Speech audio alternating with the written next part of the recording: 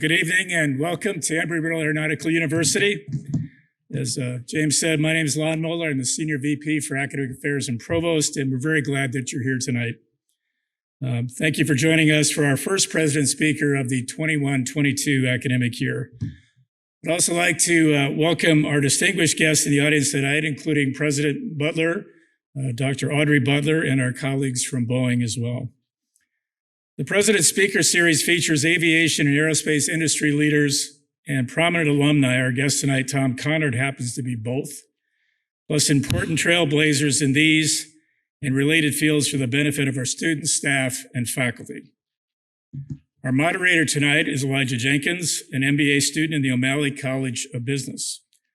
Elijah graduated this past May with a bachelor's degree in mechanical engineering with minors in computer science and applied mathematics, and he was named the 2021 Embry-Riddle College of Engineering Outstanding Undergraduate Student.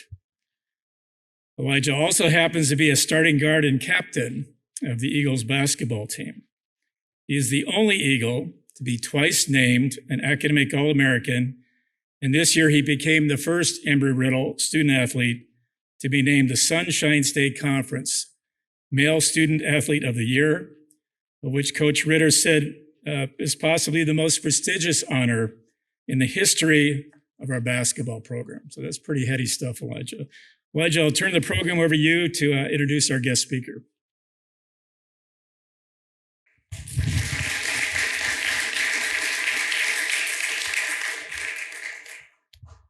Hello, everyone. Thank you to Provost Moeller for the kind introduction. Tonight, we are honored as our speaker series. We have welcomed tonight's guest, Tom Conard. He is Embry-Riddle alumnus and Vice President for Missile and Weapons Systems for Global Sales and Marketing, Defense, Space, and Security at the Boeing Company. That is a grand title, and I look forward to learning what it all means. In his 30-plus years at the world's largest aerospace company, Tom has held a number of high-profile sales and marketing positions. In 2011, Tom led the capture team that secured a $35 billion contract to supply the U.S. Air Force with the KC-46 Pegasus tanker, an aircraft based on a version of the company's 767 commercial transport that has been modified to deliver fuel to other aircraft in flight, carry cargo, and transport personnel, including wounded troops. He also served as manager of sales, marketing, and business development for global mobility, which included the KC-46 Pegasus, Air Force One, and C-17 Globemaster III, which is a heavy-lift strategic transport aircraft. More recently, Tom was a capture team executive for Boeing's T-7A Red Hawk, an all-new advanced pilot training system designed for the U.S. Air Force that will train the next generation of fighter and bomber pilots for decades to come. The Red Hawk builds off the legacy of the Tuskegee Airmen, paying tribute to the legends of the past and the heroes of the future. Conard began his aerospace career as a flight test director for the B-1B Supersonic Strategic Heavy Bomber.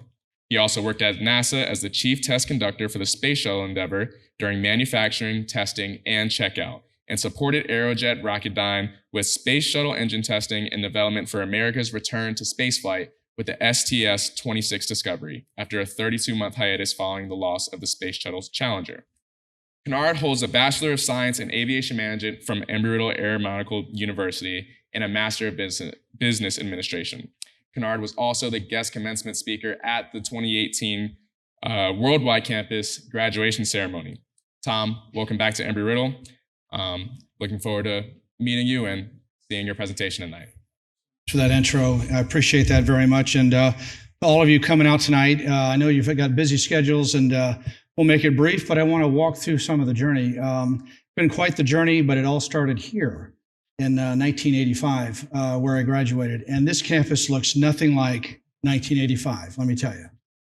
No cell phones, no food. I mean, you had a little cafeteria, but it was all set up in a whole different arrangement. The Doolittle and I think some of the aeronautical science, few buildings there is about all that's left. I recognized nothing else on the campus. It is phenomenal, and it is an incredible feat that this administration, Dr. Butler, your leadership, through the years to morph and continue to transform this university.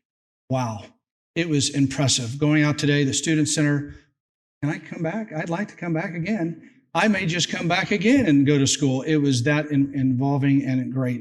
Radio station, out to the developmental labs, seeing all the flight line ramp full of airplanes, getting air conditioning as well. Air conditioning. I didn't get air conditioning in the flight training, but all about it is the journey. And what I'm going to walk through tonight is a little bit about my journey. Elijah, great job walking through some of that. In fact, you kind of did great on the intro. But walk you through a little of my journey and then really talk about to you on your career aspirations and where you're going to take your career. I use that term because a lot of folks will give you a speaking lesson or talk through their journey or talk about experiences. It may not all connect to you. Tonight, my mission here is to connect to all of you. You are rock stars. You're going to lead this companies. You're going to go lead the government. You'll go lead in the world of running this world for a better place. And it's all of you and the smart of what you're doing. Plus the diversity, the campus and diversity. We had back then just a couple ladies, and that was about it. We were not a big diverse school then. And now look at it. It's unrecognizable for what I started with back in 1982, graduating in 80. So tonight's agenda, we're going to walk through. I'm going to give you a little background on what Boeing's doing for the school. We're going to walk you through a little bit of my journey, and then most importantly, get into the journey for you to take you through that of where you are in your flight plan. Very important to follow in what you're doing in your flight plan because it will guide and shape your future. So before that, I want to walk through it. We're going to open up with a video, kind of a nice play out with Boeing, kind of past, present, and future. Let's roll the tape.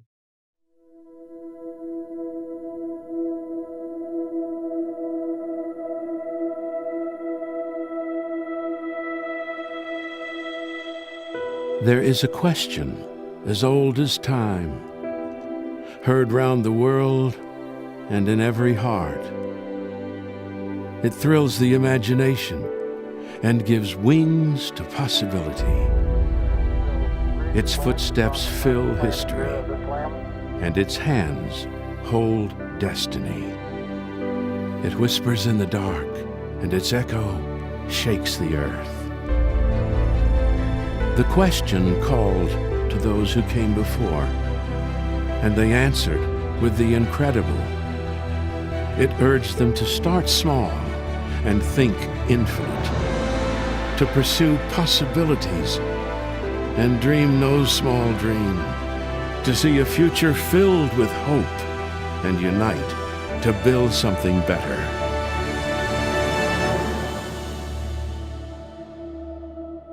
Working together, they connected continents. Building the future of flight, they unlocked the stars.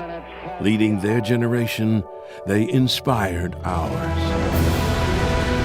To dream high and fly far, to bind together and build the future.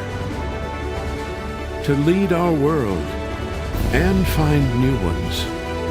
To honor their legacy and leave our own.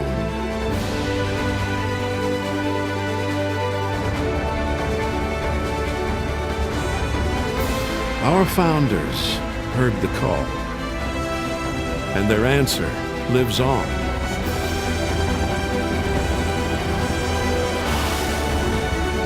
From ocean waves to the edge of space, through our first century and into the next. Their memory remains. Now, it's our turn.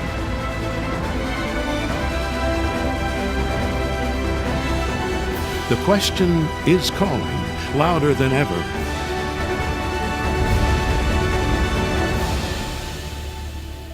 What will we dream next?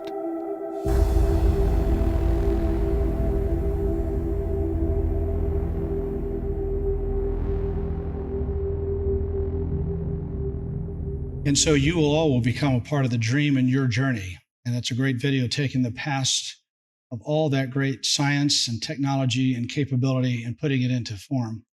You've seen it go through it, and the Boeing Company has been so proud of that. And you all will make a difference as you launch your careers into a lot of what you just saw.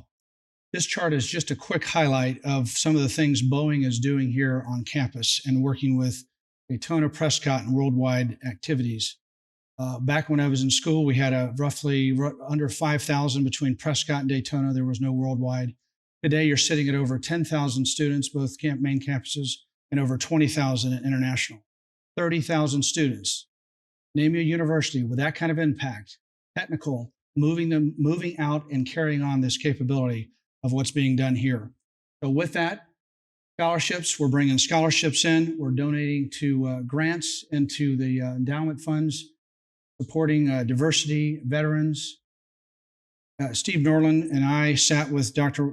Butler yesterday and team going through a lot of the activities Boeing is supporting and working with the university to include career mentoring programs, engineering education relations, and so forth. And I sit on with Dr. Watrette, Industry Advisory Board for the Worldwide Campus, to continue to update and bring forth greater and powerful education to all of you. It's impressive. Back when I came out of school, we had probably a dozen or so programs. Today, dozens upon dozens upon dozens of programs all the way through PhD. Unheard of what has been done and transformed over these last 30 years. What's also impressive is the fact that we keep morphing and changing. Cyber, I couldn't spell cyber back in the day. Google never came around until later. I could have used Google.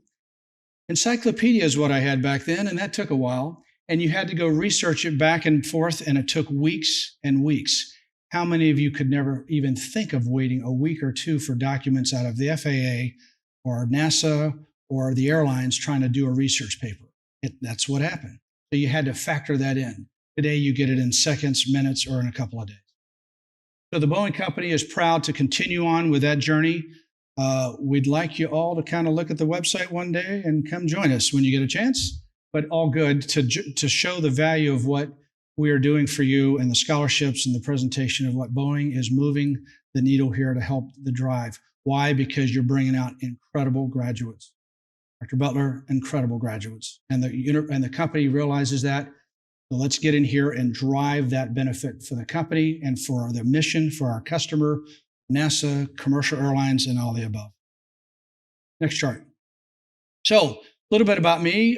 So graduating in 85, I was in the Air Force ROTC program, the student government, and Lambda Chi Alpha. I will pause there because those three help define me in terms of teamwork, camaraderie, and drive and spirit in the journey of college. Wherever you are in your journey, you may be in one, none, however you work it, the teamwork and spirit of that was very powerful. And so I'll walk through a couple of thoughts there and examples as I go through it. I then hired on to Rockwell, the B1 program, and then I've moved in. Boeing bought Rockwell back in 86, and now a 36-year career when you add up all the time that combined there. 8 different moves and a number of assignments included. And I have to just point out the family because it's the family that brings you through this journey. And my beautiful wife, Susie, that none of this would have happened without her. And my daughter, Caroline, son, Tommy, and new son-in-law, Zach. So, and all the other family members and friends. It's a journey and it takes the village. You've heard that. And as we work through a number of these programs and moves, it's very, very powerful. So with that, I'm going to walk you through at college back then. So when I joined the university back in 82, so I was in aeronautical science, going to go fly in the Air Force ROTC. Going through that journey, my eyes weren't cooperating. And so they said, no, thank you. You're not going to probably make the pilot cut. We're going to go pursue the airlines. Well, they were doing a bunch of layoffs then. I said, I did not want to wait. You'll hear me talk airspeed in a minute. And so that journey was, I wanted to move out and move fast. My option C was in a business administration and going in that route. And that's where I joined Rockwell International in test management engineering in that front to keep that going. But back at university, student government was huge entree for me to learn leadership, deal with students, deal with the concerns. We put up the gym back then, a brand new gym. I think it's gone. I think a new one's coming up. But we put a gym in back then because the students said we want a gym and be able to have workouts there. And that was something we empowered then. Another fun part about the SGA back then, are you ready for this? President Reagan comes to town and 5 of us drove in the motorcade. We got 5 new Cadillacs. We followed the president around the town for the day in July of 1984. And I think they sold those Cadillacs at a premium that were in the presidential motorcade. Two of the friends on the student government have never driven a Cadillac. But can you imagine in today's time, no students are driving in the motorcade. Back then, we were driving the motorcade. So from there, we also went back to the racetrack. We also got to drive the pace car. No training, no suits, no helmets. We got to drive the pace car. So back in those days, seat of your pants. Today, not so fast, but back then it was a cool agenda that student government played. I don't know what happened and why we got the call, but we were there to support President Reagan tour of Daytona at that time. Air Force ROTC, huge leadership, great program. I believe that it's still the number 2 or 3 pilot slots here in the country. Great journey on that. And then the fraternity was also a great build there. But overall experience in the campus here was outstanding. And student government, I got to go to Prescott 2 or 3 times a year and envision and sit with Moya Lear and some of the board members and learn them and see how they operated, and just fascinating of how the corporate infrastructure of the university operated. And even back then, the journey and the vision of building and doing more for education. So with that, getting into the corporate side of it, so B1 started out, and the B1 program, that probably taught me the most in terms of leadership and drive. We were on a 4-jet per month delivery, 7 days a week. And that was an incredible asset the military was trying to get fielded quickly. And that taught me a great lot of leadership and drive. One part of that leadership drive was the director that I work for. And here I was 24 years old launching B1s. 24 years old. No one else near me was anywhere close. In their 30s, some in 40s, I was launching B1s at 24 years old. And that was a huge testament to the university, training for aircraft, understanding of the mission, and diving into the details. Because I had 3 options I was pushing for my career, I ended up with this last one. I had to double down and get smart on the programs I was going to go work for. So we were pushing these bombers out, taught me a lot. But what happened is, I'll talk to you in a minute when I talk to you about your career journey, is I got down on the weeds and a few friends says, you better be up because that program's going to end. And when it was ending, I jumped to the Space Shuttle main engine program that led me to Endeavor, and saw the Endeavor space shuttle build from the basic ground up. And to sit there and witness a build of a brand new space shuttle was incredible. All the way start to finish. I ran the test program for that, and I was 29 at the time. And to see an orbiter deliver, and then we got into the mods and upgrades of that orbiter, and we're repairing them and getting them back to service. Missed the orbiter fleet because I thought it was a great journey in transportation and where we are, but now the new journey of space as we're unfolding it today. But the orbiter was a great program to work with. So that was a pillar of my programs. That was out in California. Let's move over top right there on the tanker program, another pillar of support. We were out there fighting against, at that point, Airbus, and we won the day on the tanker. You're going to be hearing about that tanker for the rest of your lives. That's an aircraft program that will probably last 50, 60 plus years. The current KC-135 sitting at around 70 years old. This jet will deliver air med, cargo, tanking capabilities around the globe. Very impressive there, and what we did on that program, and it will continue to grow in leaps and bounds. And so a program I want to talk to on the right bottom corner there is the TX. So as I've wrapped up the KC-46, you're going to laugh. So leadership comes in and says, Tom, we want to go after this trainer program. It's called TX. I thought you said we're moving to Texas. They said, no, TX trainer. We're going to go work that. I said, okay. So they get a small team assembled to go work TX. And I walk into the CEO's office and he says, Tom, we want you to put a team together and let's go off to win TX. I said, where's the aircraft? And they laughed. They said, there is no aircraft. You got to go make an aircraft. And so we got a program team, engineering team together to go design and build a new aircraft for the Air Force. And so we worked, and there were 2 other competitors out there that were off the shelf flying today out of Korea, and then one out of Italy. And so we were up against all odds. In fact, when you talk to the customer, they kind of laughed. They said, well, you better bring something real to the table. You will not win this day with just a paper airplane. You had to fly. So we took the journey on. We started a design lock in 2013 and first flew it in 2016 and surprised the world that we were building this in secrecy to unfold and unveil it back in September of 2016 and flew it in 2016 later that in December. And so what that says was the model-based system engineering. So those of you engineers, you're going to get very familiar with that term because you designed it more upfront and really help streamline the process to enable you to get the time slot closure. And what that meant was normally you'd take 5 to 6 years from design lock to first flight. We did it in 3 years. And that was able to prove to the Air Force we were serious in the contender of that race. And it wasn't just the jet, it was the training system and the support of it. And I was explaining at dinner tonight, a few other sessions, we brought in all the functions in rooms, large group rooms, to work together. And you're going to hear me talk about teamwork. That would have never happened, nor any of these other programs would not have happened without teamwork. You all are going to have to learn very quickly. If you've worked in teams on campus, you're going to get into a lot more teamwork in your career. It's about how we do things. Take the football analogy. You don't win a Super Bowl with 3 teammates on the front line missing an act. It takes a team and a spirit to win, to go forward. So with that, we brought that to the table. We were still a long shot going in. We put the right price, the schedule, and the team on the table, and the Air Force then selected us. In fact, on the 27th here a few days ago, we were awarded that 3 years ago. And so that was a huge journey for the company, for the Air Force, because every pilot that's going to fly in the Air Force will go through this jet to train, whether they're going into bombers, fighters, etc. A huge entry point. NASA may get some of these, you don't know. Navy's looking at it as well, and international air forces as well.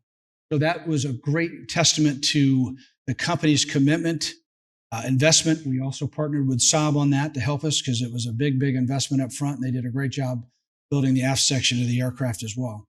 But with that comes team, comes spirit, and the journey. We were first a laughing kind of, you'll never get there kind of position up front, to where we were a serious contender and actually unseated 2 incumbents that really had probably the winning thrust up front. So that's a program. If you get a chance, Google it. Maybe a series down the road. I'd love to tell you more about that journey and show you more video and play out that took place, because that's something that was a capstone of the company's drive for innovation and the positioning going forward for success. So exciting program to work on.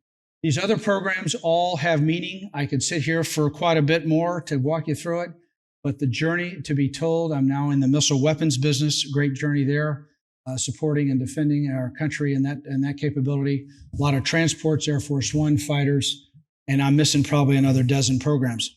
So the question I always get asked, how did you get to do all that?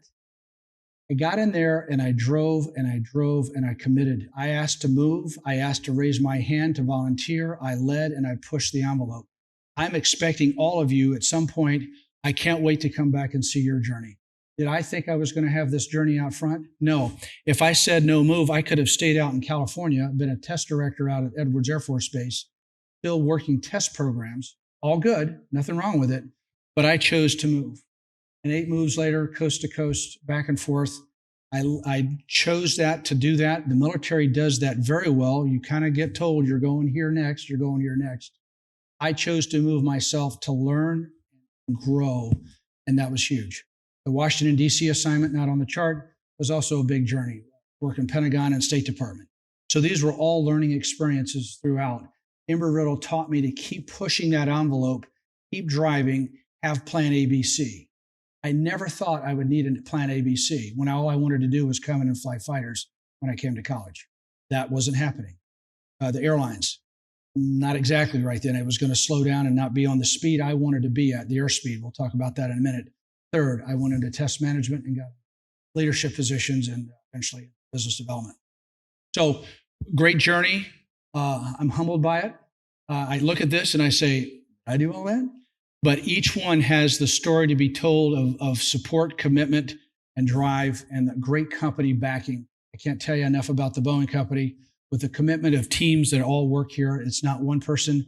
There are thousands of people behind every one of these pictures that drive, promote, engineering, support, logistics, test pilots, you name it, all behind these that are all working together to carry the common goal and the common mission. What makes me come to work every day is the mission for our country and our services to support, and the men and women that support our country and services. Also in NASA and that journey I had there, and my little bit of stint working commercial up in the top right with the tanker, working with the 767 program line as well. So that's the journey. Can't think enough about it, about what's happened to date and what's to come, and continue on that path as we go forward. So next chart is now getting into you. This is the you section where I'm looking to you and your flight plan. The instruments up there are depicting your flight plan. Where do you sit in your flight plan? How is it going? And where are you going with it? So I'm going to throw some provocative thought back to you, because instead of talking about me and experience, I want to push it back onto you for a learning experience for you to take away with tonight. So I've categorized the top bullets. We're going to have a fun with a few of them, okay? First is airspeed. So you heard me say I did not want to wait. Friends of mine that graduated school had to wait in the pilot training for a couple of years to get in the airlines. They were just not hiring then. They had to, take it slower to get hours built, and then they eventually took off. Power to them. I just wasn't waiting. I was moving out. You may all have similar visions. If you don't, you're going to have to maybe take a little wait mode if that current industry is not hiring as fast as you wanted. So what's your airspeed? And is your family, friends, whoever tied in with your airspeed? You may be going at block speed. And the other thing about Embry-Riddle is you could go through and take courses through the summer. I chose to keep going through the summer. Some universities you cannot. And so that led a focus there of speed. I chose to go faster and to move out. And I'm not just talking college. I'm also talking about your career journey and next steps. Most of those pictures I just showed you with, I was performing at the work that I was doing to generate next steps to move. If you're not performing on any one of those, you're not going to go to the next step because you're not performing. So please, you got to perform in your assignment. The angle of attack and attitude, those are important because where are you sitting in your career or college journey? Are you down in deep? All good. But do you come up for air to see the big picture? Some of us go low level, in deep. That's all good. You got to get through the course. You got to get through the program. The B1 assignment, I can tell you every wire harness, every hydraulic. I knew about that aircraft. But when a friend of mine said, Tom, do you know what's going to happen when the contract ends? You better stick your head up out of the clouds and be looking for the next assignment. Had he not told me that, I probably wouldn't have got over to the space shuttle. So it's those little vignettes of mentoring, collaboration, and teamwork to drive your journey and where you sit in your altitude. If you're low level and doing classwork in the details, all good.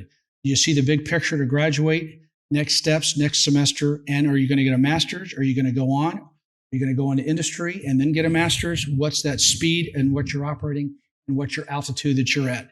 So an important calibration of where you are in that journey. Course heading.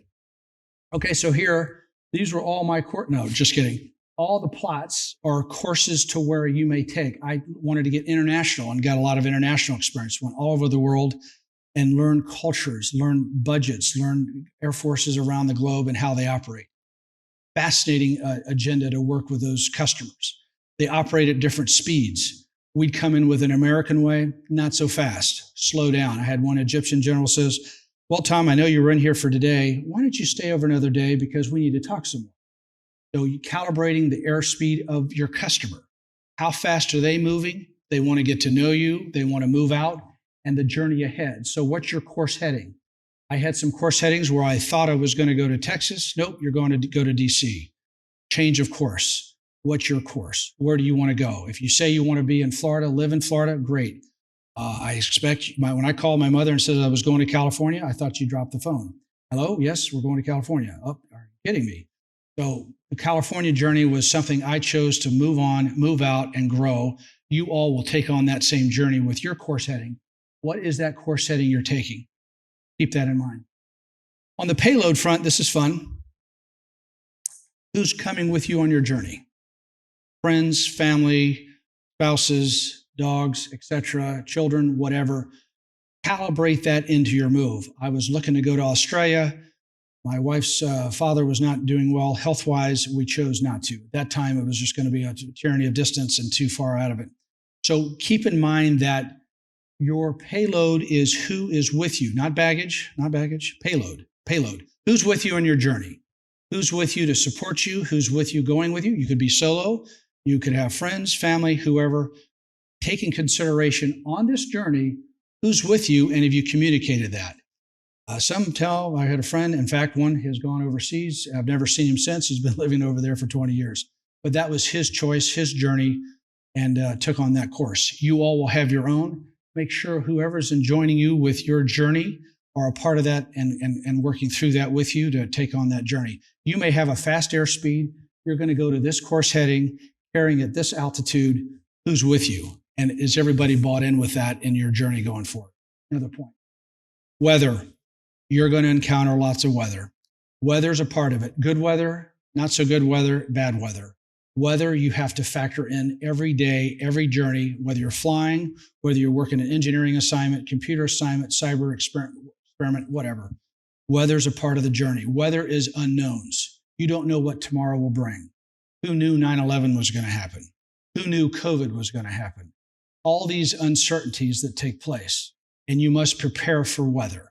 You don't have to get too excited and get all disjointed about, oh my gosh, I'm telling you realities, weather will come your way. You have to head into it. And if it's too severe, you may have to go around it, or you may have to go under it, or you may have to go over it. But weather's a part of the game. You're going to encounter weather. Just be prepared. Customer calls and says, I'm canceling your program. A situation happens where something's not working right with a certain other customer.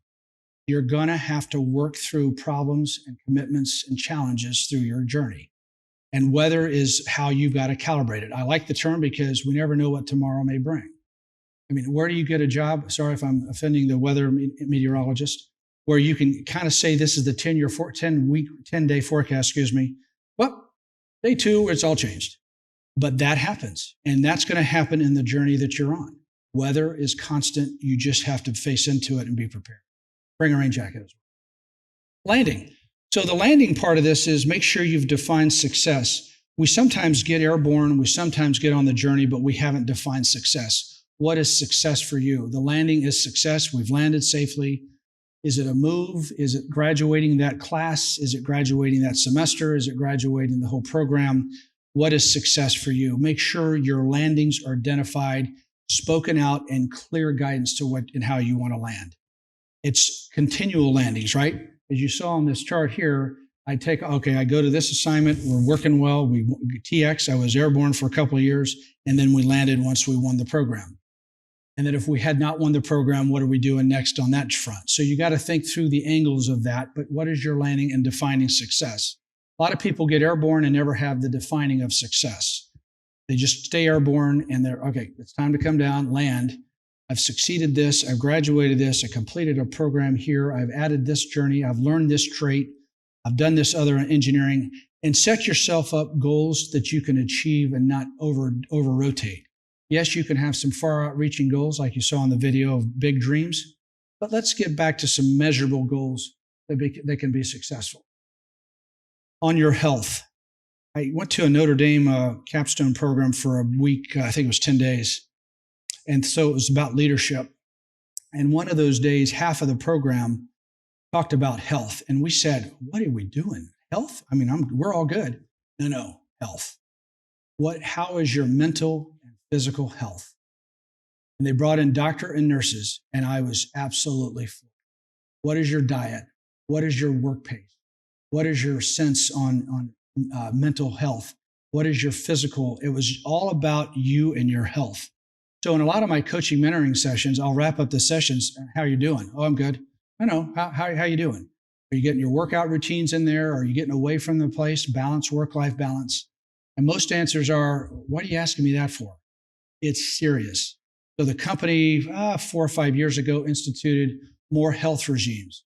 Take your blood pressure, take your pulse, take your blood checks and cholesterol. And we're all saying, what are you doing that for? Well, health. We have found a healthier, happy workforce, knowing that if things were brewing in your system, maybe you need to get taken care of if cholesterol was going up or whatever. Health matters. I never had any of that instruction growing up.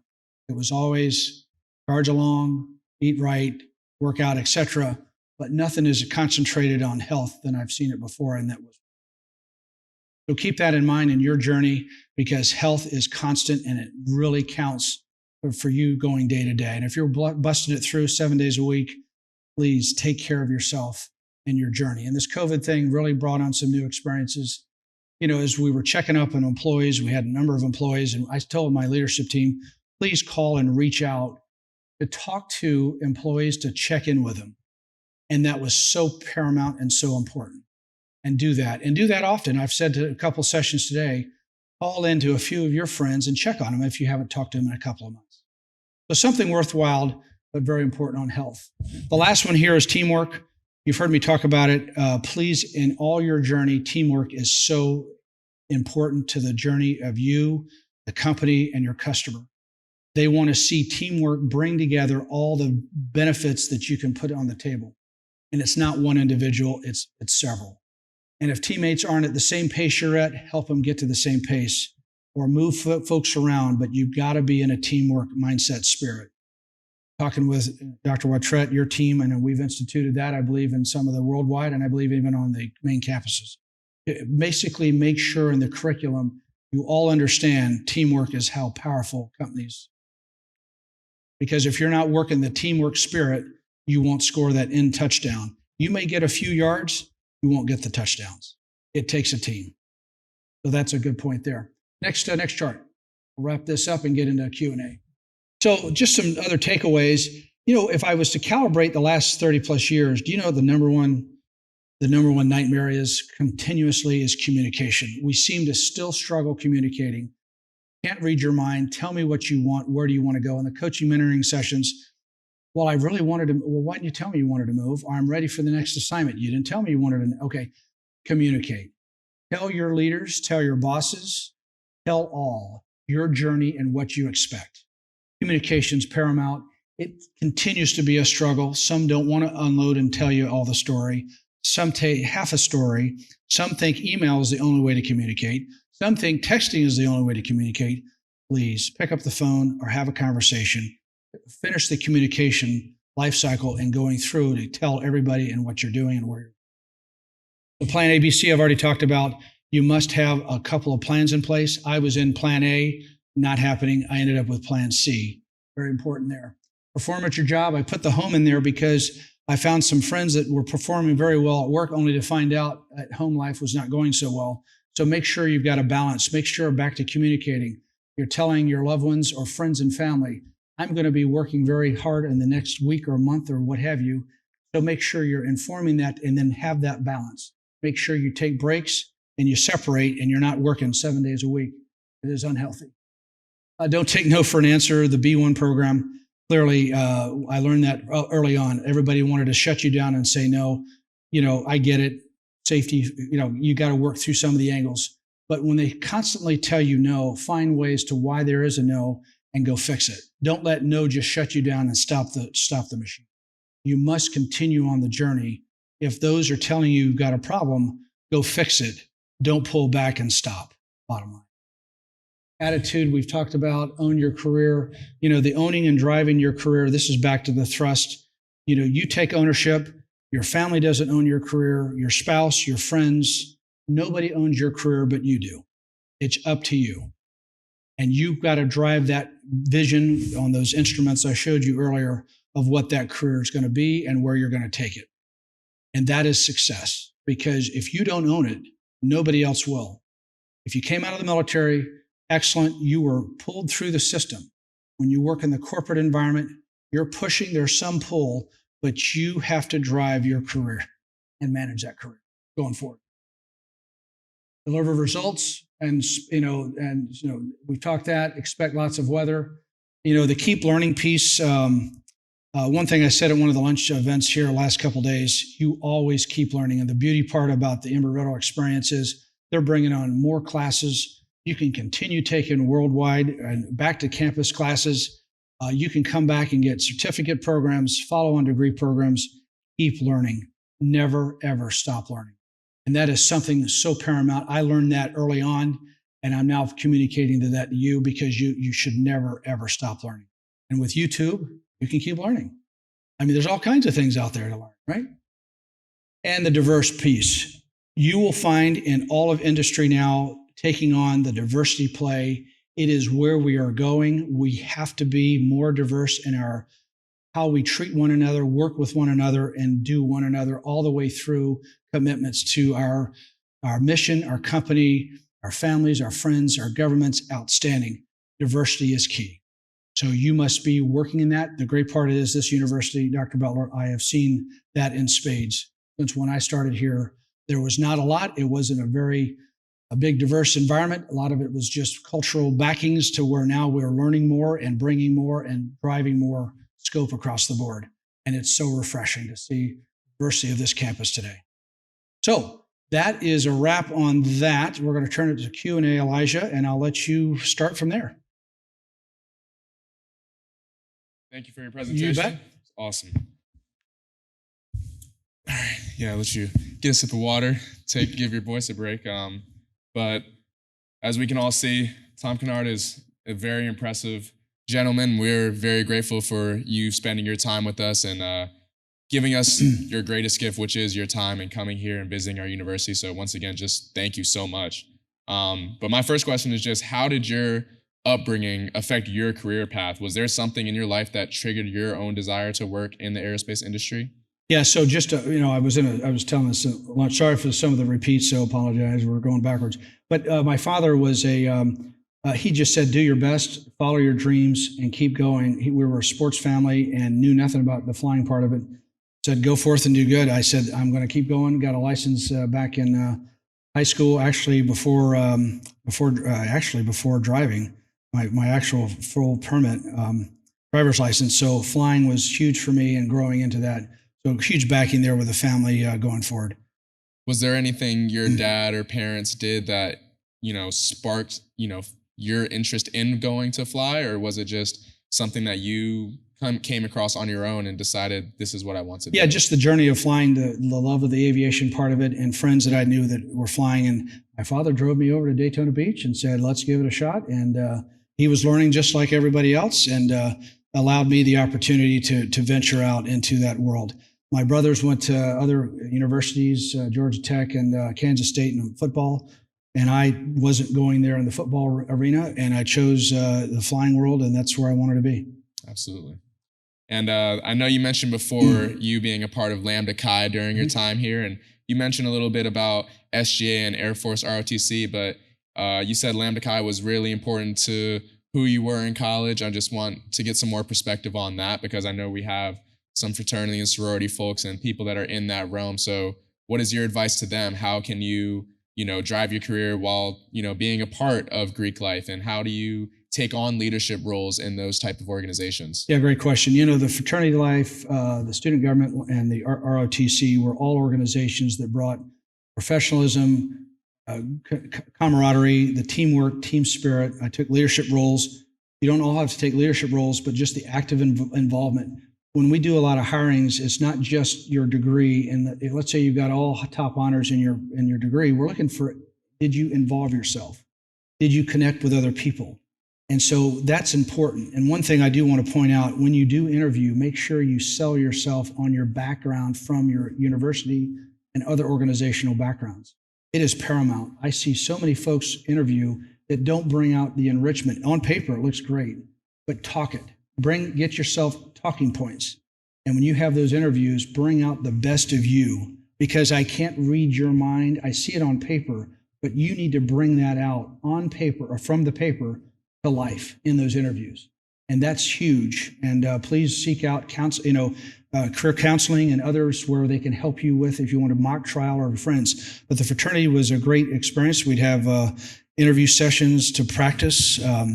The fraternity was also gracious to build and donate and continue serving the community throughout. Lambda Chi was a great institution, a fraternity that I really enjoyed a part of, as well as the Student Government Association and the Air Force ROTC. Can't say enough about those successes.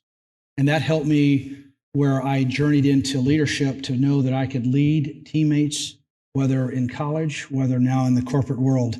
It gave me that touch there that I wanted to lead. If it wasn't working out then, I'd say, I'm not going to lead, I'll go wherever. But it chose, and it was a testing ground for my leadership, was the fraternity, the SGA, and Air Force ROTC. Thank you.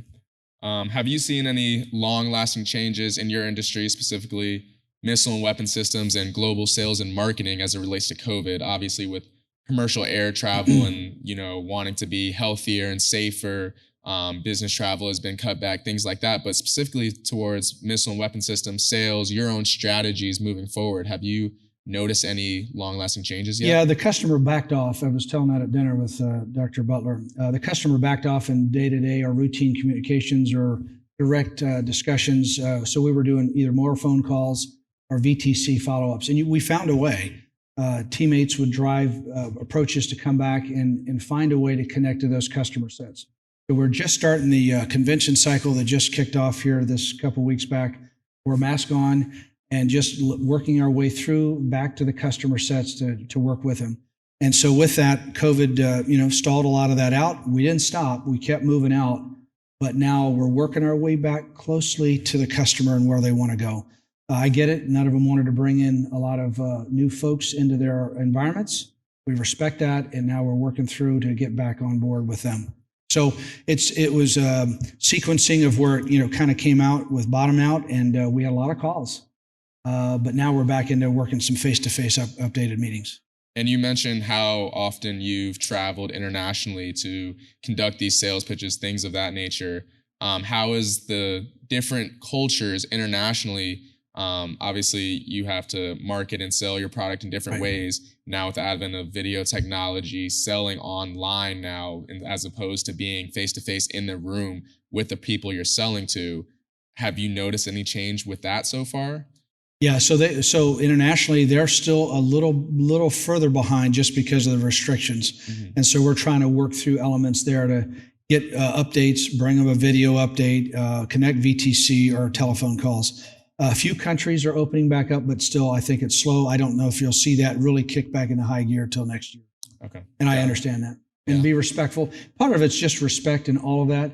We don't want to force ourselves in as well if it's an issue with the customer set and their protocols and their country protocols. Right. I mean, I've heard some countries where you've got to have testing within a few days before you depart. Dr. Wartrud, I know you've got to go through all that. And then once you get there, you're testing on the way out to come outbound. That gets complicated. And so working through all those angles. But I think we're starting to see that clear path here coming in the new year where more of these will be opening back up. Right, absolutely. And this is kind of a two-part question, but firstly, what does working at Boeing mean to you? And secondly, what really gets you out of bed in the morning? I know you touched on your pride for your country and helping those that serve it. I just want to hear you speak on that again, because what you said very shortly was just moving. I'd like to hear some more about that. Yeah, the Boeing Company and all that history you saw, and tons of more history that's played out.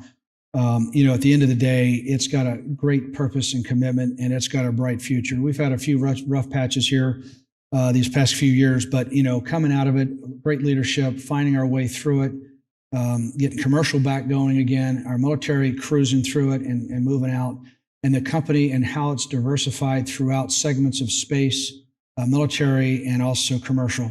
It is just awestruck of the people we work with, products we put out.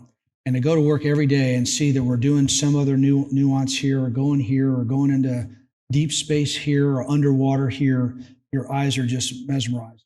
I mean, imagine, as you're sitting there, I just showed you a few listed of programs, with BDS having hundreds of programs on its docket, commercial number of programs, of course, hundreds and hundreds and hundreds of airlines around the world, and how we feed and support those customers. But the Boeing Company's got a great position, long-lasting commitment. We're moving out, coming out of that little bit of a rough patch here a couple of years, but it's got a great, bright future ahead. The journey I have is simply put, to come to work every day, to serve our nation, to serve our military and our warfighters in support of their mission. I mean, there's nothing better than that. And to go to work to help them and drive their commitments, serve them with products, and to see them flying out and supporting missions around the globe is breathtaking. And again, not, pushing the, here we are, military-wise, we've got the power, use it as the country needs to use it wherever they need to. Absolutely. Thank you. And you spoke a bit about what Embry-Riddle has meant to you, how you're able to grow here and the foundation that it brought you. So what did it mean for you to speak at the Embry-Riddle Worldwide Commencement in 2018? Yeah, so Dr. Wartrud, I just about fainted. I said, really? Me? No, really? So coming to that and speaking at the campus graduation was a huge career highlight, as this is as well. These last few days have been just so eye-opening to see the students and meet with them. I could sit here for, come back, I'd like to come back. And the university and what it's doing to the students going forward. So that graduation was important to bring more, again, coaching, mentoring styles to the graduates, and to push them off in that direction to go grow in their journey. And what an excitement that is. And to see the school, the university graduate at a worldwide Daytona and Prescott, put these thousands of graduates in the market, just breathtaking. Absolutely. Just breathtaking. And during that commencement speech, you mentioned the importance of driving your own career, and you touched on that again today. What does that mean to you, and what are some examples of you during your time at Embry-Riddle, during your time at Boeing, some specific examples of how you drove your own career and what role mentorship plays for us now entering our own careers, but for you now so back, being real vice quick, president? back to Embry-Riddle. So those journeys I was taking with the organizations and where things weren't working out exactly, the coaching, mentoring, then I had professors tell me, Tom, you better move on. Move on. This isn't going to work if you're not going to go there. Prepare this, prepare that, and push. So the pushing function to help me navigate. And I'm hoping you're all getting that same push. If you're not, reach out, ask questions, ask for some help, because that's important to drive that career focus. So the push that I had, I could have had back then, you're a waste, go away, or just, move on, or you better go somewhere else, or, go get eye surgery because you're not going to get in the Air Force till you fix yourself. I chose another path, and that was coaching by the school and the professors and friends and family that were there at the time. So fast forward into the journey, I am now spending probably a third of my time now coaching and mentoring folks in the company, where somebody will say, tell me about this, what about that, can you help me here? And part of it is to tell me what you want. Where is your plan? You own your career. It's your flight plan. What do you want? And I've had some come in and very conflicted. I don't know what I want. Can you help me? Well, is this where you want to go? Where do you want to go next? Do you want to move? No, I don't want to move. Okay, that changes things. So different perspectives, whether you're moving, growing, changing programs. I chose to change programs and keep learning. There are folks in the company, and no fault of their own, that will work on programs and put that in their career package 2 or 3, 20, maybe 20 years. Right. And nothing wrong with that journey. I chose to learn and grow and move. Some folks do not want to grow and move. They want to grow, but not necessarily move like I was doing there. But I'll tell you, the corporate life today and tomorrow is making more folks move around. You learn more, you grow more, you become more diverse, and you become more encapsulated in the company spirit of where we're taking the business. And that's the journey I've taken here. Yeah, and I guess that leads into my next question is, how would you describe Boeing's organizational culture and how it's evolved in the past 30 years, obviously with COVID, but also, like you said, that enhanced emphasis on mobility, on driving your own career. Can you speak more on that? Yeah, back in the early days, the divisions were all very stovepiped. If you worked in the space division, they weren't really caring about your next move somewhere else. If you were in the aircraft division, same story. The company now is so much more integrated, functionally, programmatically, to where if you're here for this journey, you may want to go over here to the next journey. I wasn't learning missile and weapons. I wasn't learning space shuttles. I wasn't learning some of the fighter programs. I learned it because I was moving to the next assignment and picked it up. Once you get the fundamentals, the pure fundamentals of what it takes for a fighter jet, for a transport, for a bomber, for a missile weapon system, etc., you learn the basics. Once you get the basics down, surround yourself with the experts. I'm not an astrophysicist. I'm not a rocket scientist in all fronts. I go find those rocket scientists. I go find those physicists. I go find the technical expertise. I'll have a customer ask a question on the TX journey. He says, Tom, I don't think you can go away with one engine. You need 2. I said, sir, engine technology is greatly improved. Look at where the airlines went from 4, 3 to 2. We can do this mission with one engine. And we had to bring him back results of how this engine functioned and could support one engine operation. Because the fear was, if the engine, didn't work or, phased out or something there, are we going to, harm airmen? And the answer is no. The engine functioned quite well. In fact, good in the safety records for that performance. And with the maintenance protocols and the predictive logistics and analytics that you can now measure and monitor engine systems, you can start to see where things are starting to go bad. And talking to the maintenance students earlier today, hey, it's great. You're following the trends. Are the trends starting to erode here? Let's fix it before it becomes a failure. And so that's the journey upon learning and driving the expertise and where you're going in one's career. So that's the excitement of it. Am I an expert in every one of those pictures? Absolutely not. Do I know enough about them? Yes, I do. And the vision and the journeys that we're taking on.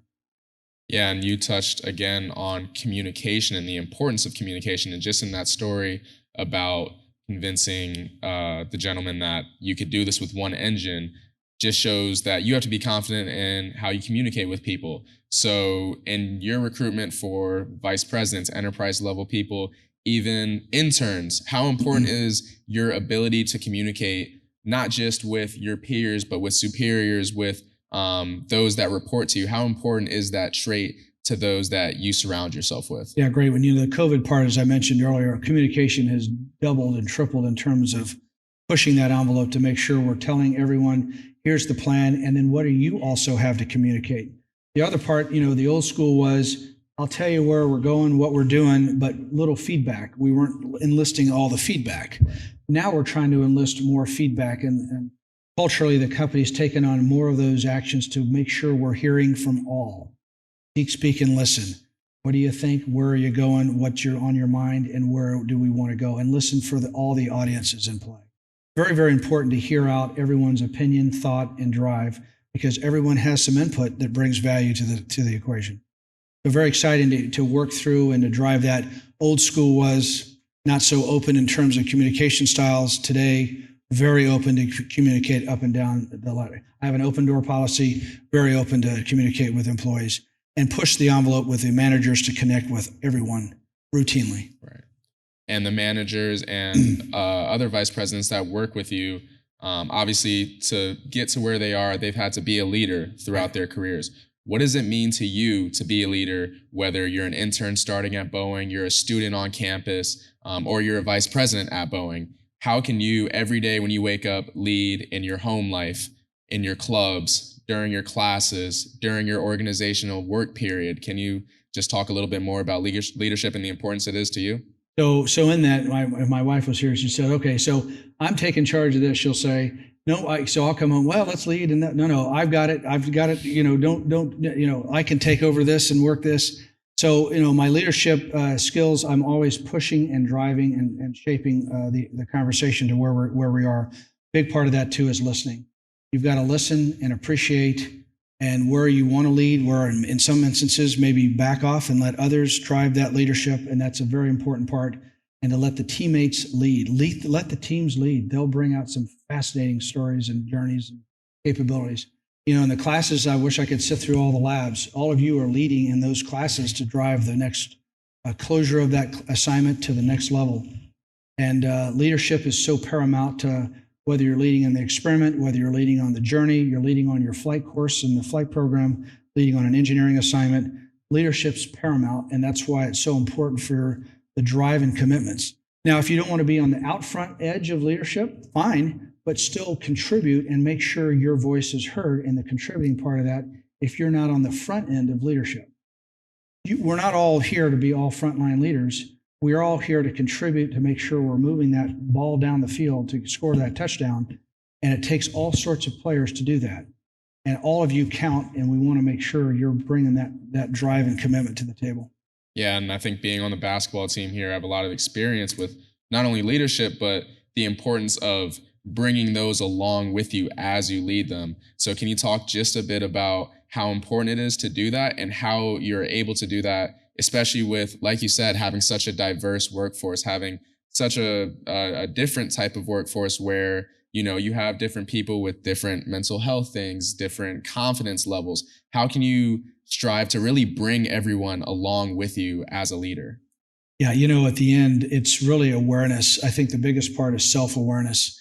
And how's your radar? How big is your radar to evaluate teammates that may be wanting to do this or maybe not wanting to do this? Right. And we had folks back on even TX that were in the journey, but maybe I want to do something else, or but we had a lot of folks raise their hand to get on the program.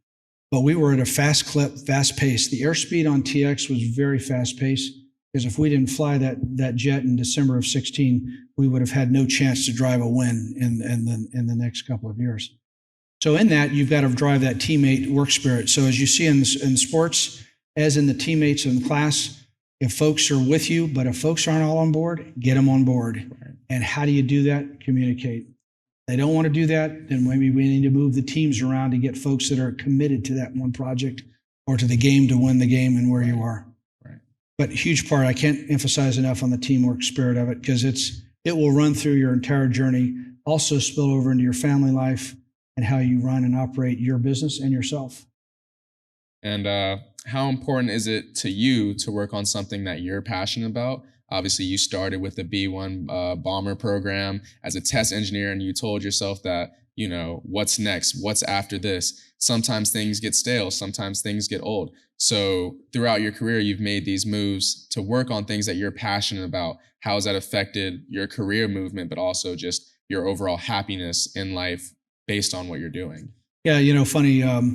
Back, when you go through the journey, I chose to get on big systems in the company life of that. Friends of mine got into smaller components at other companies. I've always liked to see the big product, flying or something assembled at the final state. So it's each's journey. Some of you may go off to smaller firms to build parts for bigger programs and support that. Some may get onto big programs, as you've seen here, which is all good. All of that's a part of the journey to take it forward. But I'll tell you, the most part was the interest to continue driving in those big program looks. And when Boeing merged with McDonnell Douglas and Rockwell back in the mid-90s, the journey of coming together was huge. I knew then there was no other movement. I'm going to drive this career to the commitment. Right. A lot of folks were moving around. Back in the day, in the 80s, there were about 20-something defense firms. The Hughes, the TRWs, McDonnell was a company, Douglas was a company, Lockheed and Martin was two different companies. So all that was spread out. And so you could move around. And a lot of people moved around. But look to where you want to go, where your journey is, your airspeed and altitude and what you want. And it may be a stint where you're going to go a couple years, maybe a couple more. I thought it'd be just 2 years at Rockwell. And here I am 36 years later. Had no idea of the journey I was going to partake in. And so that's the thing you're going to get, and you're going to help drive, and that drive and commitment. Not a wing and a prayer. I had commitment to move out and deliver and support those programs. Now, there were some moments where that program was ending. I better make sure I'm finding the next program. And so, but I communicated. I'm willing to go to space and take on that journey. And then space to the next program, and then Louisiana, and then moved on to DC, and then Wichita and Seattle and all over. All part of the journey that I chose to move forward in the career journey. And so hopefully the takeaway is you see that bigger lens. Make sure you're at the higher altitude seeing that big picture as you work lower level altitudes to work and deliver your career and results. But do pop out above the clouds to see where you're going and what you're doing. Absolutely. And I just have one last question before we turn it over to the audience for some open Q&A. But as we reach the end of the year and we get further into the 2020s, what changes are you expecting for the missile and weapon system industry in the near to midterm future? Yeah, so this world, they're getting into lasers. You're going to see more on the laser front. I think that's a big customer drive, more advanced capabilities and the seekers and the commitments and precision, all about precision. And it's a fascinating industry. And whether it's in the fighter world, missile weapons world, space is just rocket booming. They're really taking on a lot going on right now in space. So all of those career fields, you can go out now. The good news is you can Google and look out front and see where those industries are going and the technologies. But technology is moving fast. The threats are growing. The country and the Defense Department are looking at those threats and how we counter them and where we're going to take ourselves going forward for success. So be on the lookout. A lot of moving parts and a lot of great capabilities coming forth that I believe all of you at some point may have some interest to go into, whether military or even commercial, as we advance commercial as well. Absolutely. Thank you for your time. We're going to have 2 mics on each of these aisles. I'm sorry, 1 mic on each of the aisles. If 2 or 3 people could line up at max so we can keep everyone spaced out and safe, that would be wonderful. But please feel free to make your way up and ask questions for Tom. I start? Absolutely, Dr. Butler. Well, first of all, thank you, and to all of your teammates here from Boeing. It's really impressive to see all of you here. Just a quick question. So you described the aerospace industry as a lot of companies, a lot of mergers, even in the last few years, some significant change. You were part of that. You came from Rockwell. Part of the organization is, how do people view themselves when they come into, let's say, a parent company, or the name of their company is no longer with it. And I've seen both. I've seen people who sort of immediately just integrate in, and others for many years still associate with the former company. And how does that affect kind of the ability of people to work together on these teams, which, as you said, are very important? Yeah, great question. So when we merged, it took probably 5+ years when somebody would come into a meeting on McDonnell Douglas, and we'd say, so what? We'd say, somebody would walk in, well, I'm Boeing. So what? I'm Rockwell. So what? We're all Boeing. And it took years, but culturally, the company stamped that out pretty upfront. They went on a pretty solid path to try to remove past heritage or biases to where somebody would be eliminated or not allowed to contribute because of the heritage past.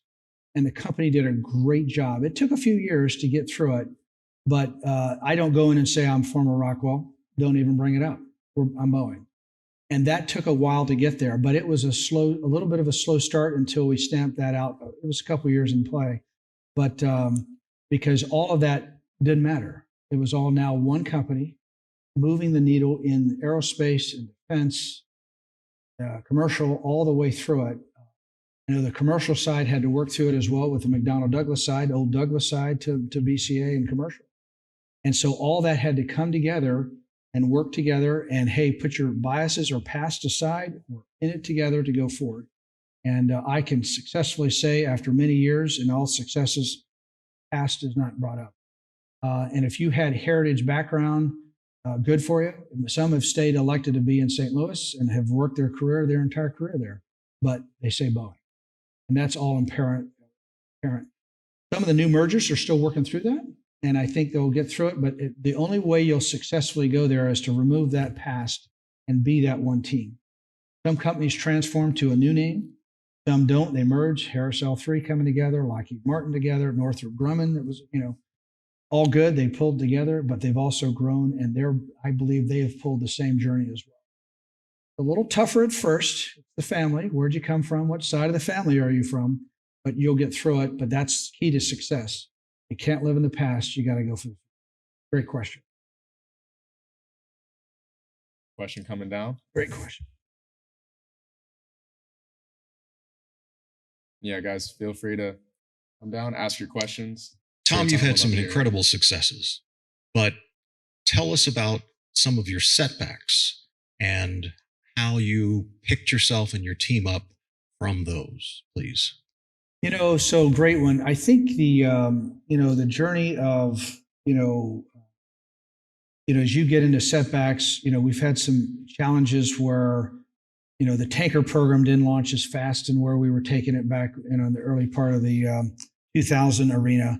And the commitment there was double down, continue to work on improvements and where we were going to take tanker into the next step, and eventually got to the final round to where we got to the fence line to win the tanker program. But, programs all bring different challenges as you go forward. I mean, even on TX, there were days you'd drive home and says, are we going to get that flight off? Are we going to succeed? And if we don't, what's that going to bring if we don't get the flight off? And so in that, you'll go through some pitfalls. We had some programs we didn't win, and you got to go back to the teams and keep them motivated to turn back around and say, look, that didn't happen, but we're going to go here. And that is the perfect part about the Boeing Company. You may have worked on this project. We'll move you to another project. It's not that you're stuck on that project. If it goes away, we'll find something else. But that's the business that we're in, and the beauty part of the big company look is we'll find other homes or places to put you on if something did not pan out in one area. And that's true success. I mean, if where I was on B1, where it was coming down, up over to shuttle. Shuttle was coming down, up international, and worked that agenda in aircraft mods and upgrades, and moved to the Louisiana, Barksdale Air Force Base in Louisiana. That was not on my radar screen. I did not have Barksdale, Louisiana on the radar screen. And then moved on from there to DC, which I put that on radar because that would be a huge learning experience there to learn Pentagon and State Department. So you're going to have these little vectors there, and that was kind of the plan ABC. What is that plan ABC? You'll be on this path, but we got to go to another path here for success. And it's part of life, part of the journey going through it. And keep that positive attitude. You have to keep that positive attitude to keep going and learning.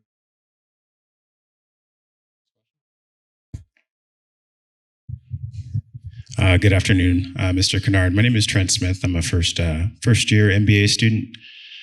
My question is about leadership and leadership through crisis and controversy. I lead a very small team here on campus. We're as campus vaccine ambassadors. As we all know, COVID is a pandemic, and we're in a very tough situation, not only as a university but just as a nation in dealing with this problem. And so my question, as you've grown through your 35 plus years of experience and as a follower and becoming a leader through controversies and crisis, how have you been able to not only understand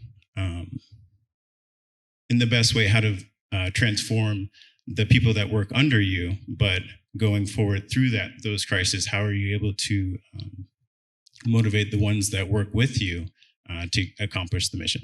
Yeah, great. And, not just the team that I have, but all the teammates, right? Because they're all watching the journey of our, let's say it's defense budget or NASA's budget or the commercial airline budgets. And so, the biggest challenges have been the uncertainties with program life cycles in terms of where they sit in budget.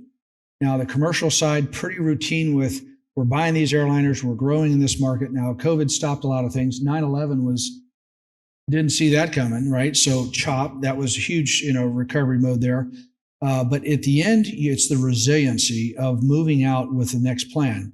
So I've come to work one day and the government cut a budget out. Are you kidding me? We got to go find how do we restore that budget, or what are we going to do and move the workforce to be working through it to find a way, because they're getting nervous. If the program's getting cut back, do I still have a job tomorrow? And finding a way to get that restored or finding opportunities to work with it. So a lot of that's communicating with our customer and staying in the forefront of that knowledge. You shouldn't be surprised if things are happening. Stuff happens. Said 9/11, the COVID crisis, out of the clear blue. Who saw that on the wall coming? And, I credit Boeing for working through those angles and coming out and driving through it. Even the Challenger incident, very, very disturbing. So industry, you're faced with some of these headwinds, weather storms, as I mentioned. You got to work the plan ABC plan workaround. COVID took a lot longer than we thought. Nobody thought it would have been such impactful, but now we're coming around and turning that corner.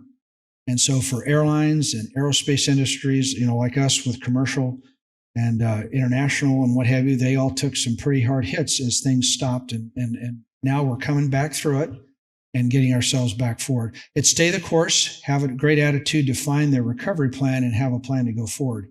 To stay the course or not to have a course and back off, wrong answer. I mean, some smaller companies could have said, I'm out of here, I'm not going to do this anymore. Unfortunately, some airlines changed direction and moved out to move out of this, the business. But all in all, it's working through it. We'll talk to the, customers, work through those crisis problems and work through it to move forward, because there is a light at the end of the tunnel. We're starting to see it, but it took a while, a lot longer than we thought. And, and so what I was talking at dinner tonight, COVID, there's going to be a lot of lessons learned from that. I think we've learned better to communication. Never seen such clean airplanes and airports before. I mean, one of them I got on, it smelled like a big old Clorox wipe. I said, it smells, all right, come on. At the end of the day, I think that you're going to see a lot different protocols in how we do business out in the real world. That I think COVID will have changed that philosophy and all for the better. Thank you.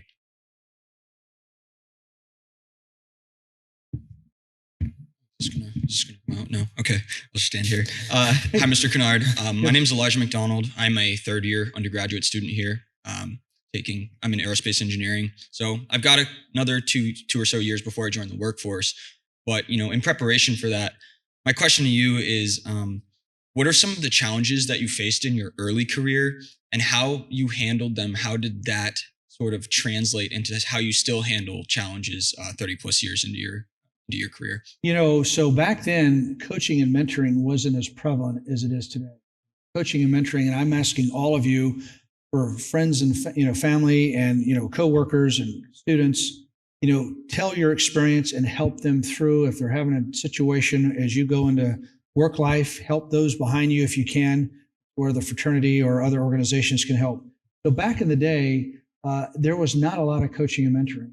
I reached out to friends, but maybe they didn't have all the nuanced, and you didn't dare take it upstairs because that wasn't really the way to go back then. It was very closed door, very a little more, very secular in that regard to work through. Today, much more open.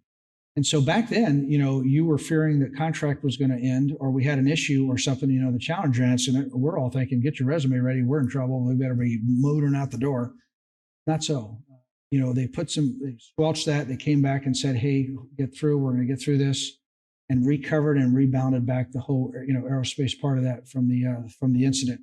But you're going to go through some journeys, the storms, I call it, of the weather that you're going to encompass. But the coaching and mentoring is so important. You coach or you get coached to help navigate some of these storms of life. I will pick up the phone right now. If I see something coming up that I am not prepared for, I will call friends and colleagues. And you would think after 36 years, I'd have it all down. I don't. I'm learning just like some. I've never experienced that. I had not experienced COVID before. So, those kinds of things to where you need help. And that's a part of the journey we must all take, is enlisting coaching and mentoring help and really looking at that plan, and don't freak out. I've had a few friends that actually jumped ship and went somewhere else when they could have stayed right on board. There was no fear of moving or the job ending or what have you. And also make sure your family's tied in with it, right? You come in, you start getting nervous.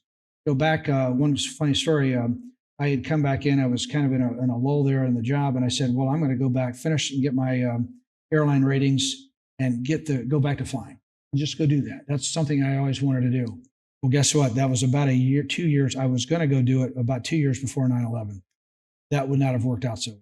So I stayed the course, weathered the storm I was in, got through it, started flying myself, got an airplane and started flying myself. But that is the journey you take to keep weathering some of those storms. We're going to have storms. You just got to prepare, hunker down to get through them. Don't think everything's, and if somebody's telling you it's all good, it's all good. It's good, but make sure you know the angles left and right. Get through it. Awesome. Thank you. You bet. But don't forget coaching and mentoring.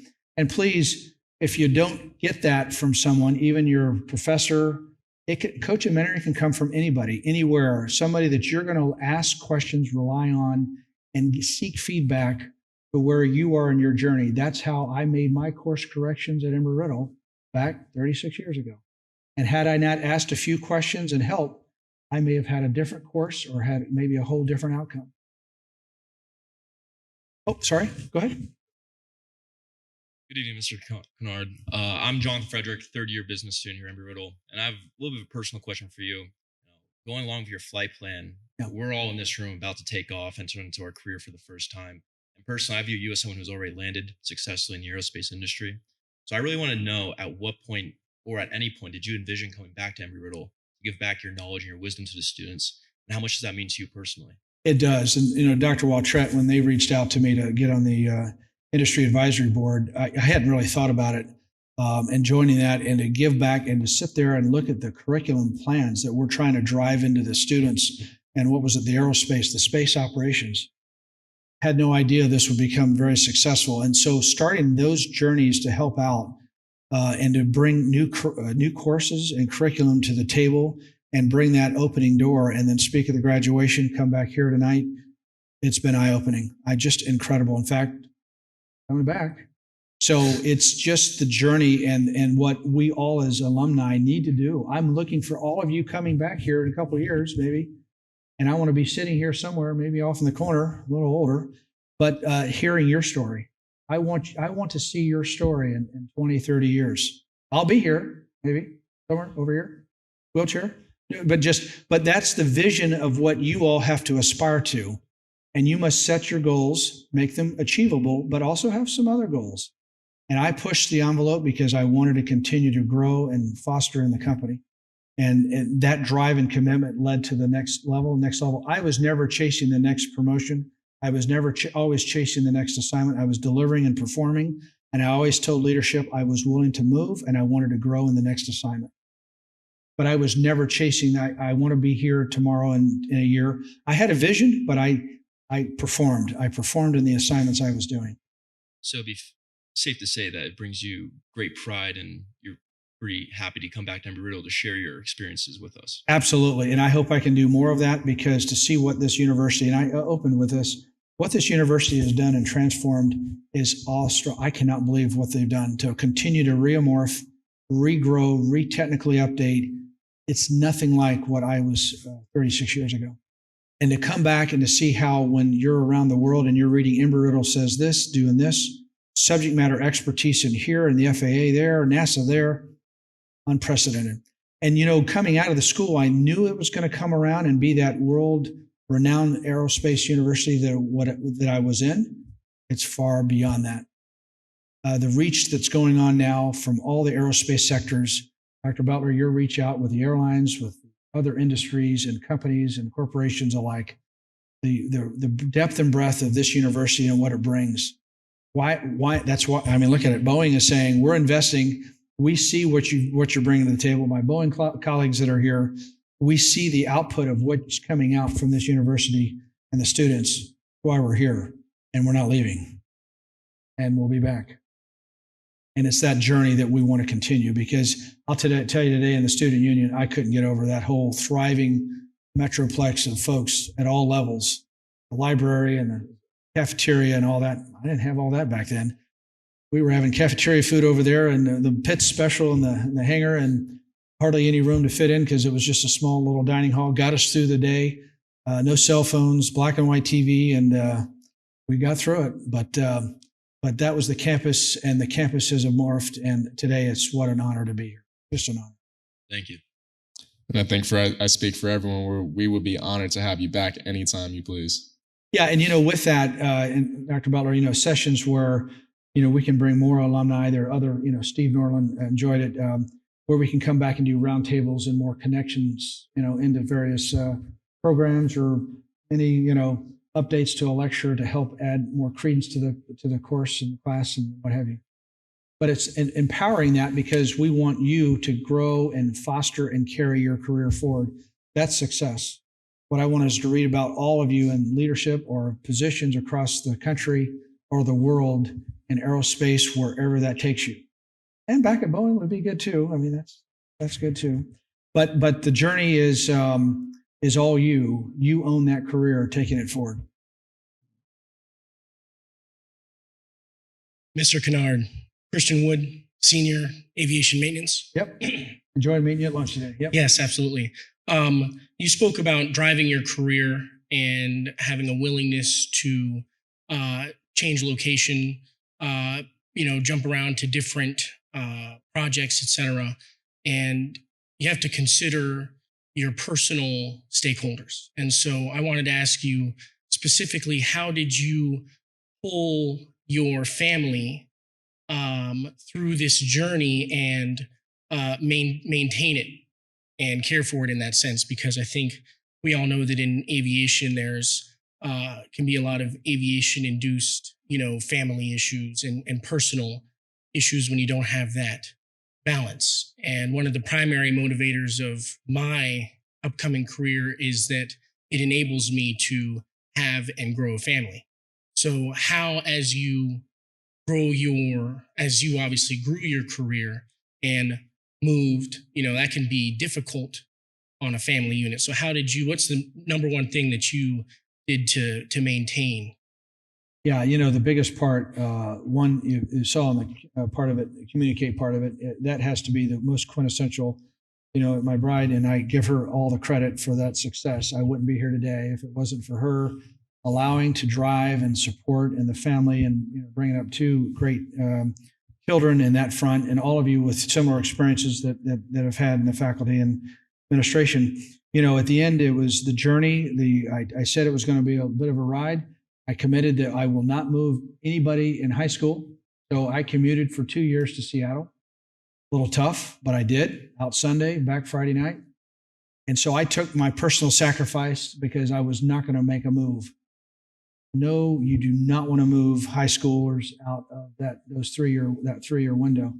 So that was her only angst there. You can move. We'll make the moves. Until all of a sudden we won TX. They said, you're going to Huntsville. And she said, what? We're all good. Well, and my daughter's getting married in St. Louis, and we're moving to Huntsville, and she's commuting back and forth. So, but it's the partnership of life. She understood the drives, the commitments, and make sure you communicate. And if you've got spouse and friends or family, whatever, that are not for this, sit them down and walk through that flight plan. And your flight plan is you want to go overseas, or that career may take you to here or take you out west. Again, my mother was in shock. I went the furthest family member that ever left Florida to go to California. But that's the journey. Military does it quite well because that's a part of the journey you sign up for.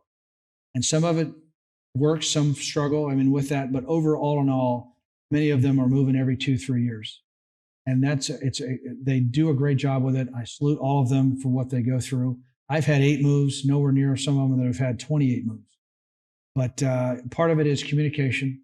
Set your goals and boundaries of where you're going to be. We had some landing spots to where we could get parked here for a couple of years. And I'd actually tell leaders, I can't move for a couple of years. I got to get through this, where I just had a newborn, can't move right now. And that was honored. And I've had a few that, hey, my mom's sick, I can't move. I said, got it. Communicate.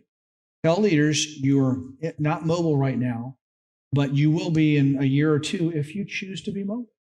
We have a lot of sites where people aren't mobile. They'll just stay working at that given site, and they enjoy it very much.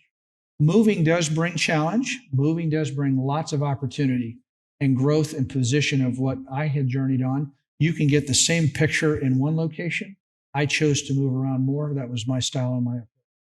But follow that through. Very important, because the last thing, I've seen some wrecked marriages, very sadly, because of the communication wasn't working. Paths were different. They weren't aligned. The flight plans were not synced up at all. And I look at that, from the male-female side, and with the growth orientation, and with 2 great careers going on, and one's going here, one's going there. You got to work it out. You got to say, here's where I'm going. This is our objective. I've known a few that are airline pilots, both husband and wife, all set in place, all good. They communicate. Here's where we're going. Here's where I'm going. One funny story, one airline pilot, he retired, he moved home. The wife says, either you're going back out or I'm going out. And so she was trying to just play, because he'd been gone for 30 years on the road, and now he's back home. But just communicate. You got to work through the trials and get through those journeys. But find that partner of success, because that's the huge part of that journey. I would not have had this success. Thank you, Mr. Conard. You bet. Great talking to you earlier.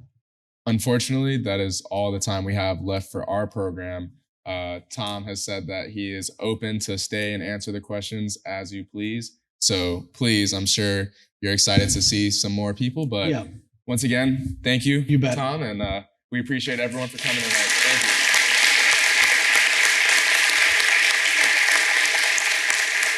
Thank you. Thank you for this time. You're gonna rock it in your journey. You're all rock stars to where you're gonna go next. The world is your oyster. You got to go find that flight plan of where you're going to go. And I'm looking forward to following you. And again, I'll ask if those who want to come down further and ask some more questions, more than welcome. Faculty, I know you've got exhausted time to go, and enjoy. Dr. Butler, you're tired of me after 3 nights, so Audrey. But thank you for the time and journey here. Appreciate it.